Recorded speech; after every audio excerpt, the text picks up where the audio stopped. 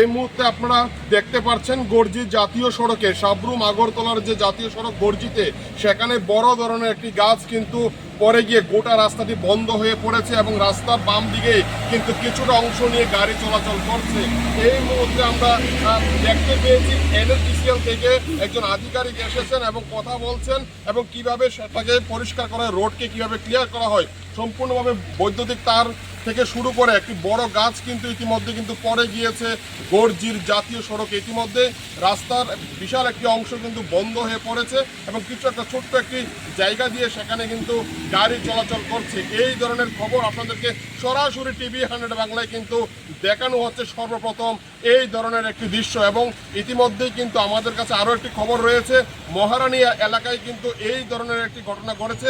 বড় পরিমাণে একটি ধস পড়ার কারণে অমরপুর উদয়পুরের সড়ক সম্পূর্ণভাবে বন্ধ হয়ে গিয়েছে এবং অপরদিকে গর্জিতে এই ধরনের ঘটনা কিন্তু রীতিমতো ব্যাপক চাঞ্চল্য সৃষ্টি করেছে।